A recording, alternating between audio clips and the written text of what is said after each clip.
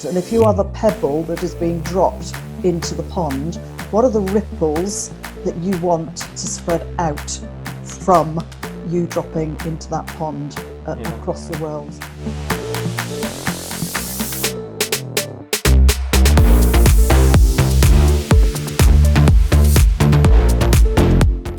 Welcome to another episode of Bigger Than the Hustle podcast, and today I've got another super interesting guest with me. Someone who's lived life is like, I like to say.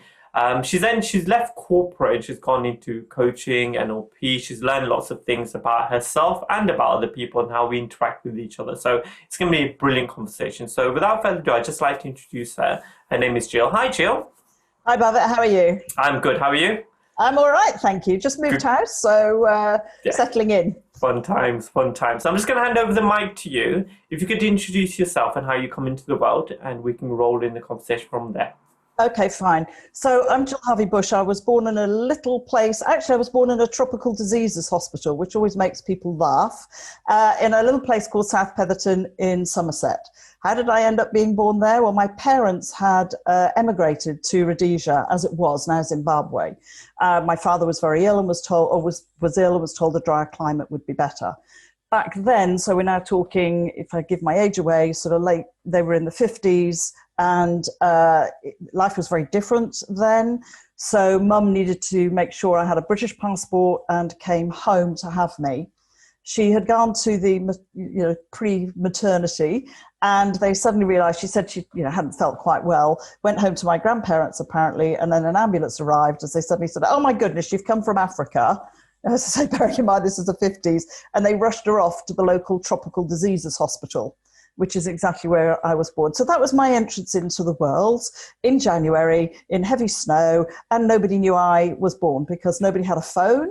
So it was always a telegram that got sent, and apparently nobody knew I was here for a couple of days. So that was my entrance. And I've made up for people knowing about me since. We then went back. Mum then went back, which again in those days was with 3 young children. I'm the youngest of 3 girls. And mum went back on what was called the Union Castle line. So it was a ship in those days. It wasn't flights, and did the whole long journey from Cape Town all the way back up to Bulawayo, where my father was. Cut forward a few years, Dad was extremely ill, came home, and unfortunately he died just before my 6th birthday. So I was then brought up on a council estate in those days, went to the local primary or junior and primary schools, and we basically all had to chip in because mum had to go to work full time, which again, back in those days, women tended not to think about having careers. You went to school, you left school, you got married, you were the stay-at-home wife, mum. And so for her, this was kind of a big shift in that she now had to get out to work. And when my dad died, then bring up the 3 of us. So we were taught at a very young age. We were a bit different. So I'm never afraid of being a little bit different to other people. And that meant that when my school friends were out playing, I might have had to be cleaning the car. It sounds horrible, but it wasn't. We had the jobs to do. I learnt to paint and decorate at a very early age because if it was going to get done, then we all had to chip in and do it. Mm-hmm. I had decided I was going to be a French teacher. So we all went to the grammar school. It was 11 plus in those days. All 3 of us went there. So again, mum managed to fund our school uniforms and so on. And I decided I'm going to be a French teacher. And I think that might have been following on from the fact that both my elder sisters were teachers. And in those days, if you didn't want to go to teachers training college or university and you were at a grammar school, it was like there was no other career. Went off. That was my life sorted. I'm going to go off and be a French teacher. Well, I did not even a full term at teacher training college and thought when I got there, what am I doing here? I really don't want to be a teacher. So threw everything up in the air again, went back home, went back to my old Saturday job. So working in Yeovil in a department store that was called Denner's then, while I worked out what I wanted to do. So off I go again. Next job. And I ended up deciding I wanted to be a hospital administrator. So went to the local hospital, got a job, was trying to apply to get onto the administration course there, and came up against a boss that did you really don't want to do this because you've got a serious boyfriend, you'll be getting engaged soon, and this scheme means you have to travel around the country. Well, that wasn't going to work, was it? Serious boyfriend and I didn't work either, and I decided time that I needed to get out of Yeovil. So threw my hat into the ring back in the 70s and thought I want to travel. I had a language, obviously I spoke French fairly fluently back then, and I applied to be cabin crew, or as we were called in those days, air hostesses. So little girl from Yeovil, off I went in my little neat suit. And this, I think, is really important, how we form impressions of people and what we think we should be like. So I turned up. It was a company called Leicester Airways, so groundbreaking airline of its day. It introduced the budget airline kind of system, really. Very proud to have worked for them. I must say it's one of the best jobs I've ever had. And got to the interview, and I remember seeing these girls with the very long painted fingernails and the immaculate hair and loads of makeup, and I'm sitting there in my little three-piece suit with my very neat hair done, thinking, I'm obviously in the wrong place here. This isn't going to be, because what I had was the image that I thought you had to have. And it just proved me absolutely wrong, because I got the job, and then you realize that actually you needed more people just like me who could get stuck in on board an aircraft. So I had a lot of fun, let's put it that way, for a few years, and really enjoyed it. I was only going to do it for 6 months. About 8, 9, even 10 years later, I'd met my husband, who was a musician, and that resulted in me moving to Derbyshire. So everything went up in the air again. And I'm a second wife, so he already had children from a first marriage. And I went to Derbyshire deciding, what do I do? People then didn't want to give me a job because, oh, well, you're used to going here, there, and everywhere. You won't be able to settle in an office. So I came up against that and decided, okay, well, if you're not going to get me a job, I'm going to do my own thing.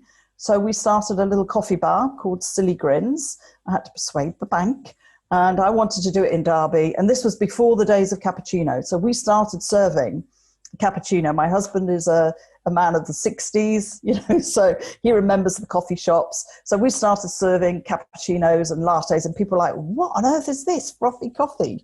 And unfortunately, again, things changed, which meant that the business was doing really well. And then certain things happened in the town. Bus routes changed, which meant people weren't coming to that area. And you, rather than go, oh, I failed. Oh, okay, well, I enjoyed doing that. There's a reason that I've done it. And off I went again to the next job. And through that, that was working for in sales admin in a cardboard box factory. So I got to know Kenner Parker Tonka Toys, as they were known. They were one of my clients. I learned a huge amount there, again, about how to deal with people and issues and customer service, but also knew that I wanted to do something more. I was very interested in psychology. And it was actually my elder sister that said one day, you're reading all these books. Why don't you do a degree in it? So I thought, oh, okay, that might be interesting. And I did my degree through the Open University. So in some ways, you kind of look back and go, all those hours I wasted down route when I was cabin crew, sitting in airports and various places, I could have been studying and reading books, but I decided to do it the harder way. So I was now getting married. I had 3 stepchildren. I was working full time. I decided to start my OU degree. I had to wait a few months. And during that time, the degree started in the February, and then I fell pregnant in about the June. So we laugh and say that my son came with me for my first exams at the end of that year. And I studied my OU degree in psychology. And it was, I'm not going to say easy, because it was a dedication of time. Again, you were told you could do modules, and it would take me 8 years if I did one module a year. I was like, no way am I taking 8 years to do this. Always hanging over me, I've got to do this, I've got to do this. So I did 2 modules a year, and I did mine within the 4 years. But that did mean dedication. When my son was in bed, I was straight down to study. And again, I chunk that down because I remember the books. And often I think people have overwhelm when they see things or think of things. And I remember the first big box being delivered and me looking at this box thinking, I'm never going to be able to do this. Look at all these books and work. And actually, I then went, do you know what? I'm just going to put the box to one side and I'm going to take out what I need when I need it. So as you can see, that then led to deciding to go teaching. So I did pure psychology, so I have a BSc, and that allowed me, or coincidentally, the person of the local sixth form college to realise I could teach any psychology, so cognitive psychology, social psychology, because mine was a BSc. So off I went and did a couple of years teaching A-level and GCSE, which I thoroughly enjoyed. Whole range of people, people in their 60s who've never done an exam. So really that's a history. We then moved and I ended up back in the airline industry because unfortunately it paid me more money than being a sixth form lecturer working on check-in. I then moved to another company back into the cabin crew side of things, which was in those days Caledonian. We then became JMC. I got promoted. I was then into senior management, looking after, at one point, I think it was about 950 crew, several bases, and I certainly learned a lot there. I eventually decided, I was realizing I was getting so caught up in corporate that I wasn't spending time at home. And it was one day my son said to me, I think he was about 10 or 11, and he did it from, kindness.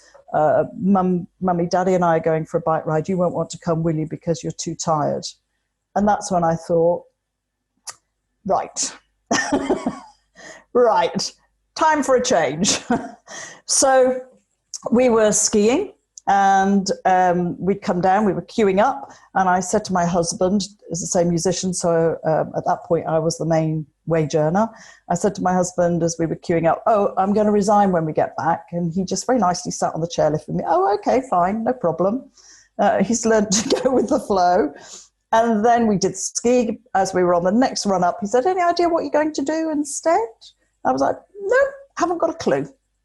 So I did, I resigned, decided this is going to go one of two ways. If I can make it self-employed and find out what I want to do, then that's fine. And if it doesn't, I always look for a win-win. If it doesn't work, that's fine. I'll go back into corporate and find another corporate job. So here I am sort of 18, 19 years later, still self-employed. I then discovered coaching. It was new then, 2004. There was only one company who was doing any training. It was called the Coaching Academy. So I went and studied with them. Through that, I discovered NLP, Neuro-Linguistic Programming, because there was a module on it and I was fascinated about the power of language. So then thought, okay, I want to study a bit more because I'm one of those people that if something interests me or if I don't quite believe something, I think, do you know what, I'll go and study a bit more and make up my own mind. I went to study with Paul McKenna and Dr. Richard Bandler in those days, was lucky enough to be chosen to be one of the assistants on their courses. That certainly upskills you very quickly when you're working with a range of people. And I've continued from training into coaching. And here I am today, still evolving and involved in wanting to do my bit for the planet and so on. So there you go, long introduction, but that's who I am. That's who's sitting here. That was perfect. So I love that you were very clear in terms of your journey. You've seen all the points that have been important to you and the trigger points that have allowed you to be sitting in front of me today, the whole story and the whole journey. Now, something you said just before you went into coaching, you used the energy that was given off from someone very important to you, your son, to then take that as your message to say, maybe this isn't the path that I want to go down. Now, how do people that are listening tap into that intuition where you realize that maybe someone has said something that I know is true, but I've almost been ignoring it, and until they point out that actually my actions are showing now that I'm living my life in a certain way which isn't congruent to what I'm trying to build. What would you say in terms of people tapping into the intuition and saying, actually, am I doing this because I really want to? Am I doing it because I feel I need to? And what else, what other way should I or could I be moving?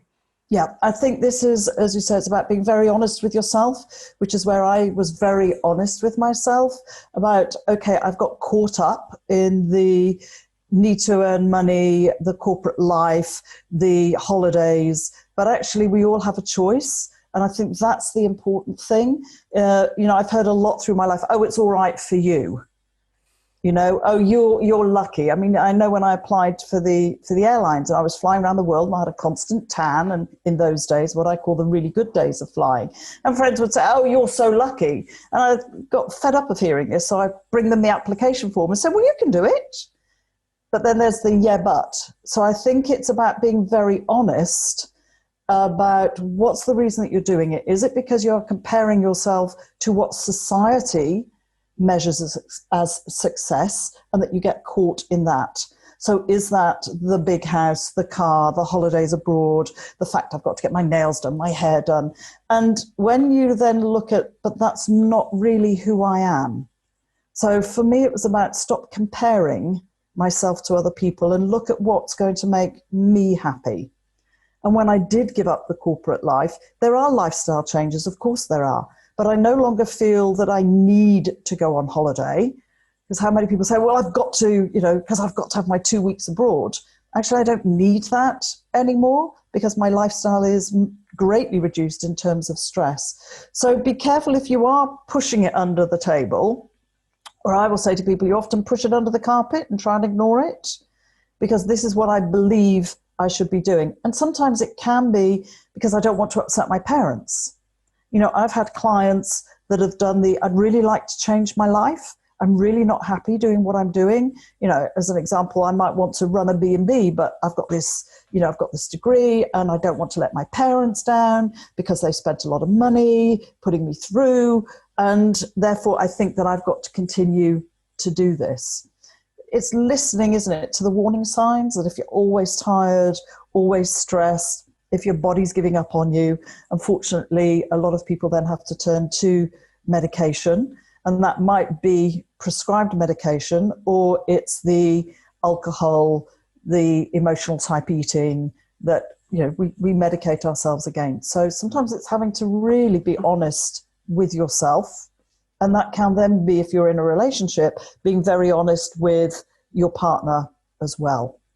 That can be scary. So fear can sometimes stop people from actually doing what they really want to do for a whole range of reasons. And that, like you said, about society's version of success, because I've fallen down that rabbit hole, 10 to 12 years ago, and I've been completely open and honest about that in terms of I was chasing society's versions of success. So, the big house, the fancy cars, the holidays, etc. And then when the last financial crisis happened, 2008, 2009, 2010 time, I was managing and running 2-3 businesses, 45 staff, and everything slowed down, but everything was still coming out just as fast, financially. And went through really dark time mentally and financially. And came out the other side after a conversation with my wife, who then told me, your life is a series of choices which you've made. No one's made you make them. You've made them yourself. Now it's just time to choose again. And that, and giving up is not a choice for you. What you're just deciding and knowing that maybe this route that I've taken has served me to a point and now it doesn't. What do I want? And it was rebuilding myself cell by cell, emotionally, spiritually, physically and mentally, to become the version you see in front of you today. Now, I know that journey. I knew what it's taken over the last 8 to 10 years of rebuilding myself. And anyone who talks to me about this, I say, it was the best thing to happen to me. Even though it's the worst thing, it's the best thing because it created the version you see in front of you today. And I did it the organic way. So like you said, there was no medication, there was no doctor's trips, there was no putting tablets down. I chose that if it was going to take that, I'll just take the longer option because I don't want that. It doesn't serve me. I've never agreed with that. So coming out the other side, I look back and think that was the key pivotal moment of my life. Now, luckily I was blessed to have a supportive and loving wife, and we just had our first child at that point. I have a huge family that helped me immensely, and obviously slowing things down, it was a case of actually, what do you want? Not what, I can easily say someone asks, I'm sure you get this as well, Jill, when you ask someone what do they want, and they'll give you a list of things they don't want. Yeah. Actually, always. Always, yeah. The coaching question, I'll say, what do you want, or how do you want to feel? And they'll always tell me what they don't want and how they don't want to feel. It's like, why are you focusing on what you don't want? And that, for me, is the key. Yeah. We focus too much on what we don't want. Yeah. Rather than actually chasing what we do want. And where do you think that comes from? Is that come from a fear-based energy in terms of knowing what you don't want because you see that and you know what's wrong, but we're not open enough to think big enough to say, actually, what do I want? Either it may be too scary, maybe out of our reach, or we may just not think it's possible for us. We just know what we don't want. What kind of tips or advice could you give where someone thinks in a more, because I think more now in that way in terms of what do I want as opposed to what don't I want? But I know it's taken time to build that thought process up. What kind of little things do you think anyone listening can do to try and shift out of their don't want into do want? I think that's again about looking and being honest with yourself about the fear. It's about worrying about what other people are going to think, what's my family going to think, what are my friends going to think. So actually we shut ourselves down because it's easier to stay moaning, if you like, and believing. And that comes back to beliefs as well, about what you believe when you're younger. And beliefs are so strong in people. I mean, core beliefs particularly very strong in people. So therefore you will look for the evidence that supports that belief and you ignore evidence that goes against it. And often with family and friends, they'll always warn you because they're giving their version of their fear. So a parent can say to you, oh, don't do that, because they're worried that you might not have the money, you might not, be able to do X, Y, and Z. So they're trying to prevent the pain. And actually that keeps us stuck. Yeah. Rather than going, okay, if I'm really honest about what I do want, what does that involve? And sometimes that honesty is scary. That means, luckily you have a wife that goes with you. But for other people, that might mean, my husband's not going to want to pack up and run a small holding. He loves the big corporate life.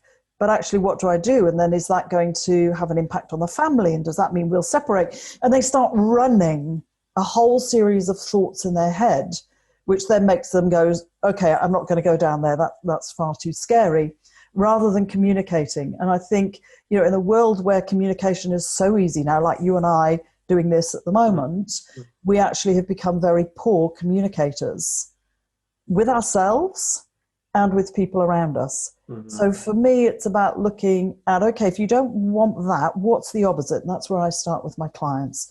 What's the opposite? And if the big one is, if money was no option, or you didn't worry what people thought, what would you do? And it's amazing how that frees people up. Mm-hmm. And that whole thought process of other people and what they think. Mm-hmm. Now, I remember when I was initially going through the changes in terms of my life, because it reached a point of crisis, there was no option to continue down the path that I was going. It had to shift and had to change. And it was almost like a back to the wall mentality of shutting down, start listening to different things, start learning about different things, shifting the way I was living my life. And at that point, I didn't care what people thought because I knew there was no option for me. This was the only way.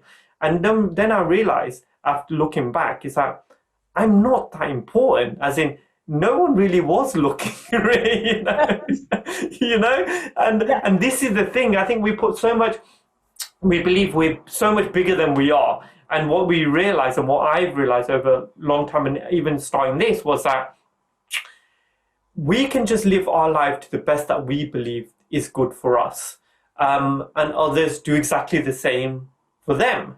Now, if someone's that bothered about what I'm doing, maybe they're not doing enough in their life that is so important to look at me and make judgment on what I'm doing. And one thing about judgment is I've always seen and I've always known is that if I walked every day in the shoes of that person, I would be doing exactly the same thing, because how they've been raised, all the energies that have gone into them, that's what's given them that decision-making process. And therefore, they're just making that decision based on the knowledge they have. Now, I can't sit on my high chair here and look there and say, I wouldn't do that. You wouldn't, because it's not you.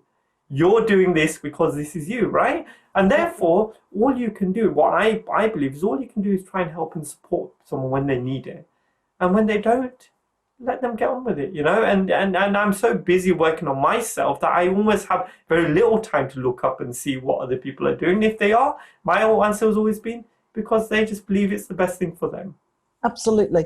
And I think that's, again, when we're comparing, and people will say, you know, stop comparing. Well, I'm going to take a little different angle on that, because for me, and I'll say to clients, if you're comparing yourself to somebody and it makes you feel good and it makes you want to aspire to be like them, then there's nothing wrong in, for me, comparing myself to that person, because that's about, oh, actually, I'm really interested in that. Or I'd like to learn a bit more about whatever it is they're doing. So for me currently, you know, that's the gardening. I'm very much into my upcycling now. You know, I've gone willow weaving. Am I good at it? No, but actually, let me go and find out about it. Mm. And if that's when you're comparing, then great. But if you compare yourself to somebody that makes you feel bad about yourself, then to me that's a really negative emotion. So you're looking at somebody with the big house and thinking, oh, well, I'm rubbish, I don't have that house. Then to me that's a negative, rather than going, okay, ask different questions. So how did they get that then?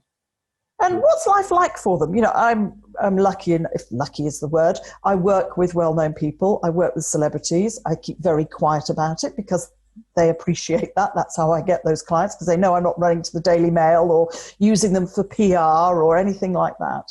And when you see behind those scenes, how many people say, oh, I want to be famous? Really? Do you want to be everything you do analysed? You know, blown up in a newspaper or on TV or trolled, or people to criticise you? So I agree with you. It's actually about live the life that you want.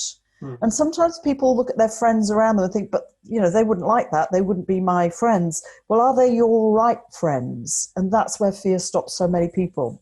I don't know about you. You know, as I get into the things that I'm interested in and enjoy, I meet people who are like, oh, I really like that person. They're very similar to me. So you never be afraid to change what I call your tribe or your friends. Yeah. Because I believe people come into your life when they need to, and they leave, or you leave when it's not right. But too many of us hold on to those friends thinking we've got to stay with them. And yet we've changed dramatically. You'll have changed, won't you, from the journey you've been on. So some friends that might have been really good friends, you know, when you were in your older life, aren't the same that you would be friends with now. 100%. I think it's like, even when you have, I think for me personally, every 5 years, I've almost become a different person in terms of my, you know, my life and my thoughts and what I like and what I don't like, etc. And something quite interesting you said there just then about holding on to friendships. Now, the way I value friendships now is not time-based, it's value-based. So in terms of how do we create value for each other, you know, whether that be conversations, whether that be because we support each other via business, for example, or whatever energy that is that we help and support each other. Because the way I see it is that I want to be valued as well as I want to give value. So there has to be an equitable exchange of energy, right, between two people. And the older I get, the more I realize that that's so important to me, because I you know, time is my most precious resource. Because with children and with businesses, etc., we have very little time that we call our own, where we say, just because I want to do something, I do it. And that's a choice we make, I get that. But I feel that I'm in a productive time of my life that I want to be of use to people. So I try and do as much as I can, because I know it's not always going to be like this. Now, we had a school reunion, this about 10 years ago, and people almost talk to you like you're that person still, you know, like you were that, you know, the college kid that just left school. And I'm like, I don't do those things anymore. I don't like those things anymore. I don't enjoy them. This is what I enjoy now. And it's almost like, it's almost like saying that someone doesn't change, or they don't change, or they are still that person, or they're still like this. You don't know, because you've not been with them this whole time, you know? And that to me is so important to recognize that within your own people around you and network. You know, family is a little bit different because obviously they grow with you, they see what happens. But friendships, for sure, it's a choice. And the way I see it is that trying to hold on to something that's not there anymore, I think it's more damaging for both of you than just letting it go. And I agree with you that people come into your life and they serve for both of you and then they leave. And I see so many people like that. And I just wish them well. I just wish them well on their way, you know, they've helped me during my time and then they moved on. And I think being in that state, you're almost more open, and your energy is more open to when someone does come in, you value it more because you know you don't give it away that easily. Whereas someone that does leave, you don't hold on to it and give that energy anymore because you know you don't need to, you know? Absolutely. And that's the important thing for me that I've learnt. Like you're saying, you know, I'll come across, we have old Laker Airways reunions or airline reunions. Yes, I was a very different, as I said, I had a good few years of partying, to put it politely. Although my husband says, you know, when he first met me, he thought my diet was vodka and chocolates. Yeah. I mean, I'm not going to deny any of who I was, because that's exactly my premise is it's made me who I am today. So if I hadn't have done that, if I hadn't have made those choices, I wouldn't be who I am today. Mm. And when clients say to me things like, oh, I've made a really bad choice, and I go, you don't know that. You cannot tell me until you take your very last breath on this planet that you made a bad choice in life. Because you might look at the job, but every choice you make leads you, and this is how I live my life, every choice I make leads me to another choice. Yes. And I have no idea where that choice is going to take me. Yes. I have no idea where this is going to lead me, but I'm happy to find out. That happened for a reason. Let me find out the reason that happened. You know, if I go back when my husband and I were really struggling financially, so we were living in Derbyshire, I had stepchildren, my own son. If somebody had told me then, and the night that my son was born on the Thursday, on the Wednesday night, my husband's a musician, he'd gone off, although I was well overdue, he'd gone off for his band practice, of course, they come first. And I was watching Jumping Jack Flash with Whoopi Goldberg, who stars in that. Now, if somebody had told me that night, and I can say this because it's, you know, it's on YouTube, etc., you will actually meet that person and you will work with her, I would have sat there and gone, don't be ridiculous. How is that ever going to happen? I would never have been able to put the links in as to how that would happen. And it's the decisions that I've made in life, you know, that have led me to that, whether that's being, you know, applying to work in corrugated products in the box factory, to do my degree, so some of them you'll look at the time and think that's a bad decision. But I always say to clients when they're struggling to make a decision, well, what if it's a bad decision? There's no such thing as a bad decision. Mm-hmm. If you don't like the decision you've made, you just make another one. Yeah, yeah. And all outcomes, there's two outcomes to all decisions, win or learn, right? And that's what I've found, that certain decisions, you have to make that decision to know it's not the outcome that you want, but without making it, you don't know. And without making it, you'll just stay in the same place thinking, I wish I just chose something, just decided. Like I said, a lot of time it's not that important. Just decide something, move with it, and then you'll know, actually, maybe this or maybe that. I think, okay, something I wanted to ask you, Jill, which is quite interesting, that I've been thinking about, which someone else asked me about, which is imposter syndrome. So someone who has a life or a career right now, and they're thinking, okay, maybe I've finished, my energy's gone for that, and I want to move into this, which is nothing to do with what they have. Nothing, they don't have any energy in that space, but they just believe that they want to do that and move into that direction. What kind of help or advice do you think you give them where they feel that, okay, maybe I may do well, I may not, but I want to give it a go, just to give it a try and just see what that's about.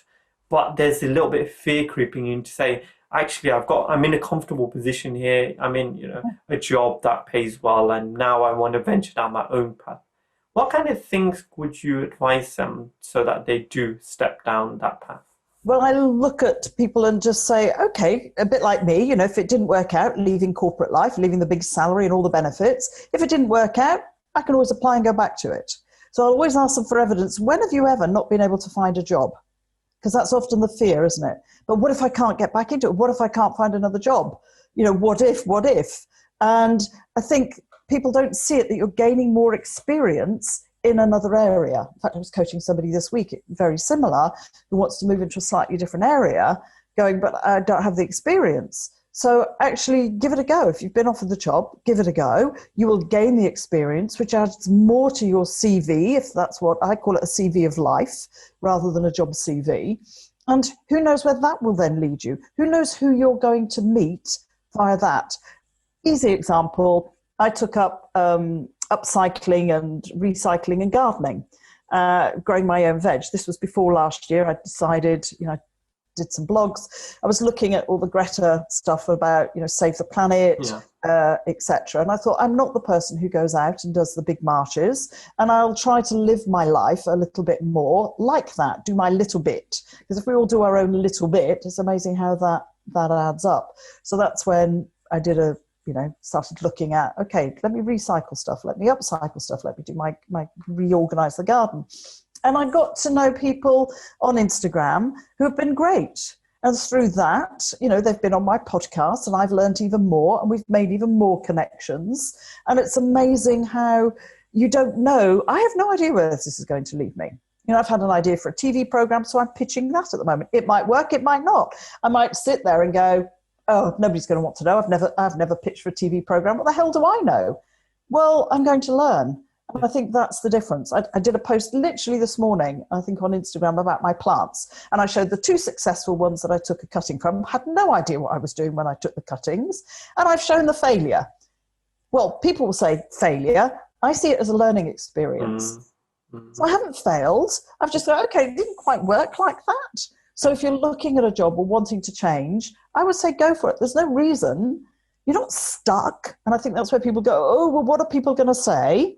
They're going to say, there, told you so, you're a failure. No, I just learned something. It isn't for me. I move on. Mm-hmm. And again, it's that different approach. I have no problem. As I was saying, I've done loads of different things, but each has led me to the next. And I see it as constantly evolving. Yeah. I don't want to be stuck as a human being.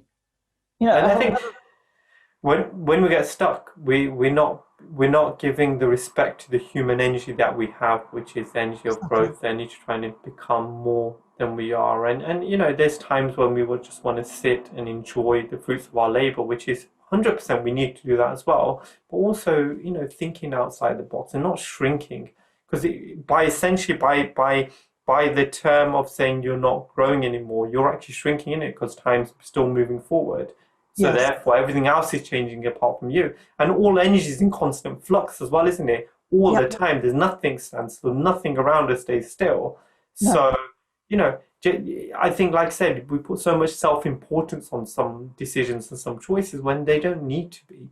Just try it and see, and what happens, and have some fun, and actually laugh at yourself a lot of the time. I do that a lot.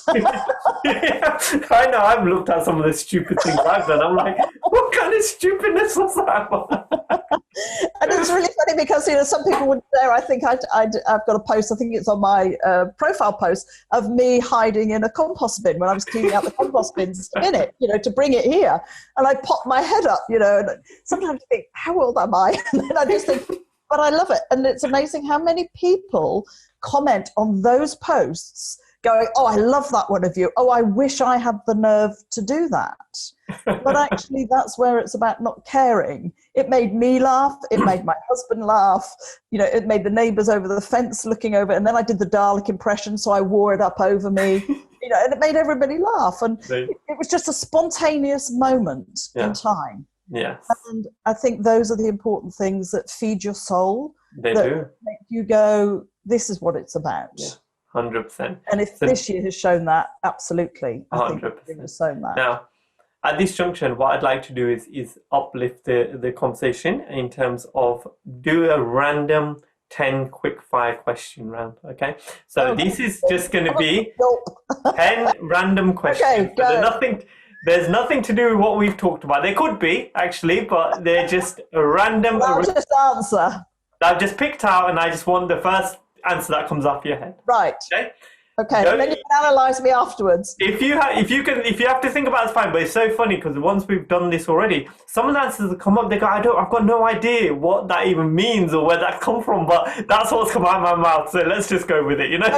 Yeah. I'm happy to go with the flow, as I say. I don't. Perfect. Right. Okay. So let's go. What's the strangest thing you've ever eaten? Snail. What is your lifelong dream? My lifelong dream. I think I'm living my lifelong dream, and that's just to do what I want to do and be happy. Perfect. Go for anything, try everything. I'm living it. If you were stranded on a tropical island, what 2 things would you want with you? This is a funny thing. The first thing that came into my head was toilet paper. That's one. What's the other? Music. Music. Okay. What advice did you get that was most rewarding? Keep going. If you could teleport, where would you go and why? If I could teleport, where would I go and why? I think that would be above the planet, so that I would literally have the big picture view. Perfect. So I could hone in wherever I wanted. So that's where I would go. If you could become invisible for one day, where would you go and why? Or what would you do? Okay, if I could, I'd go and listen in on everybody's conversations because I find them fascinating. The fly on the wall, right? The fly on the wall, absolutely. I'd go and, I'd be invisible and I'd go and listen to a few people's comments about this podcast between you and I and laugh. What is your best childhood memory? Sitting with my father when he was very ill and he was still smiling and he had his bed downstairs. And he could always make us laugh and smile. And obviously he knew that he was coming to the end of his life. So absolutely, sitting with my dad. Yeah. Which is one food you wouldn't want to give up? Oh, only one. What? I wouldn't want to give up. That's got to be, I actually love cauliflower because of its variety. Wow, that's I didn't pick that one coming up. Okay, so did you have chocolate in there or sweet? I'm sure my kids would completely disagree with you there. Yeah. You can do so much with cauliflower. Yeah. What is your best feature?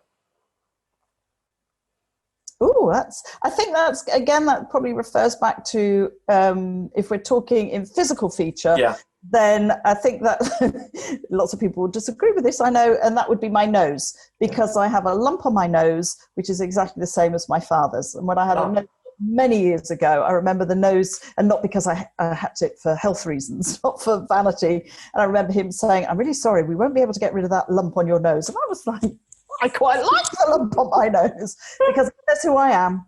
Yes, perfect. And if you could write a book about your life, what would it be called? Well, I actually have written a book, and it's called Beliefs. What is it called? Now you've got me. I called it, she says, off the top of her head, Beliefs, Bing and Me. And that was about how I tackled breast cancer. So it gives people an insight.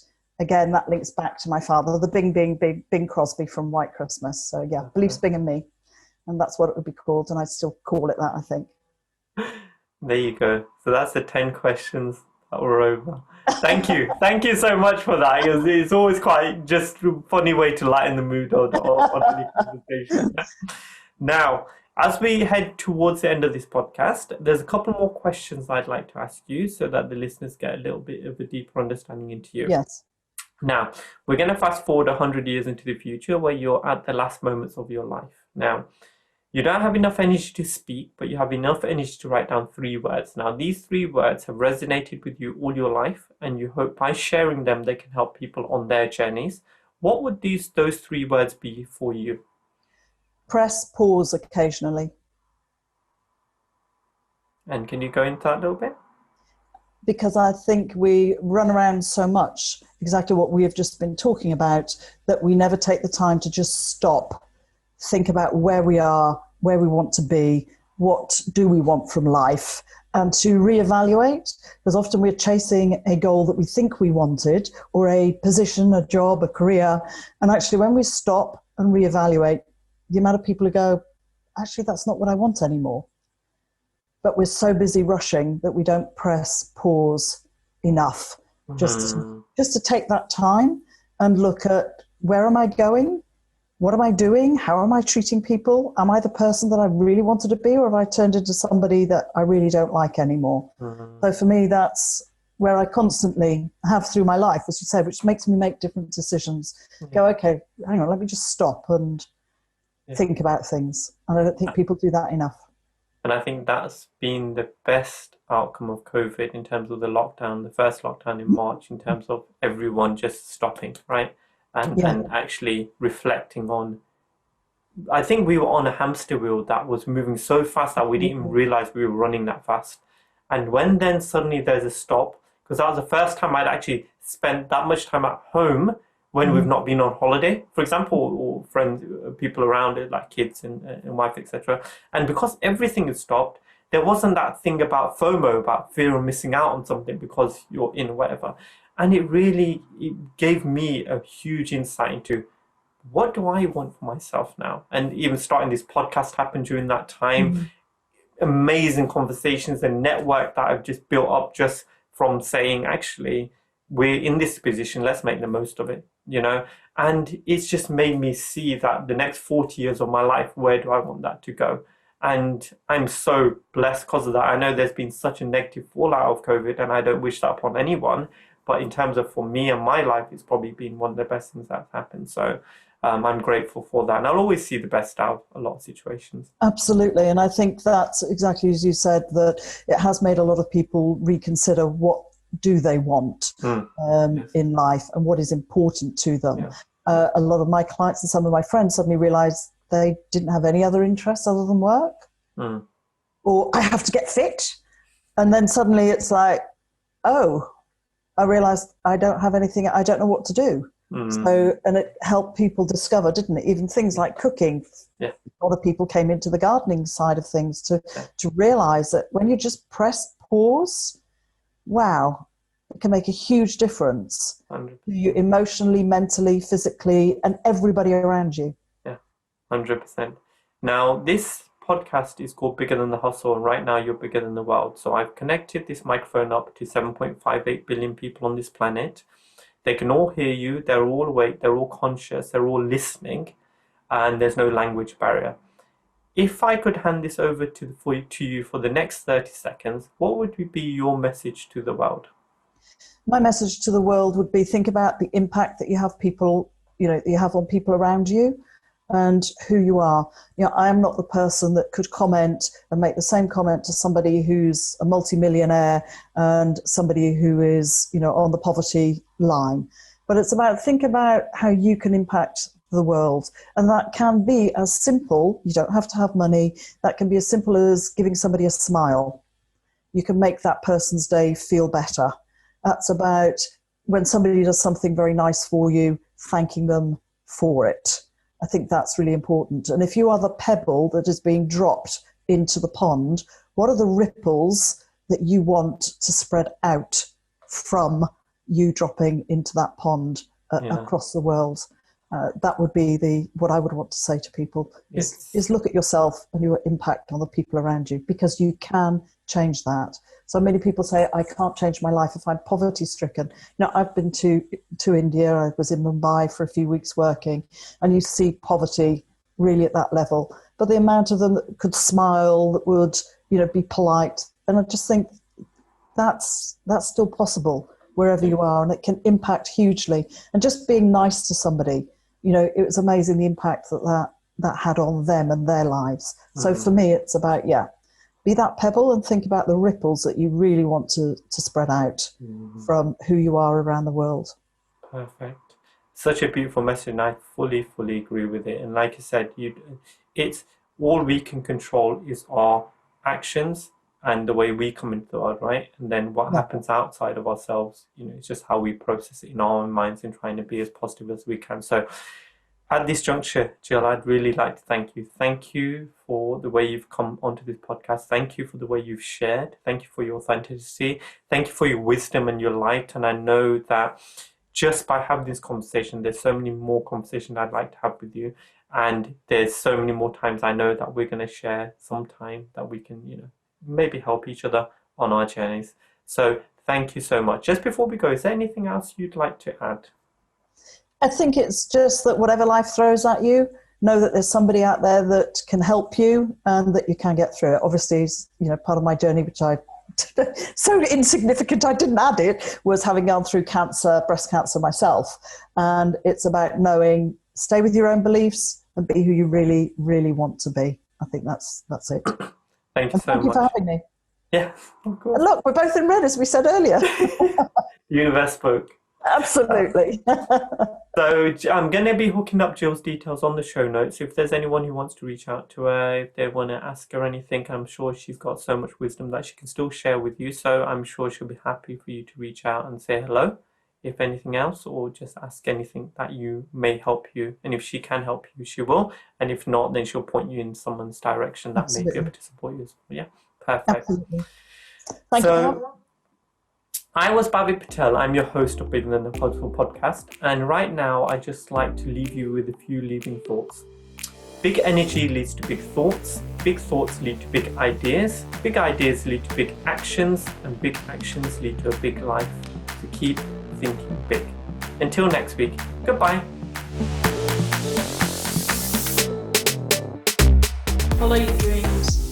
Be yourself. Enjoy life.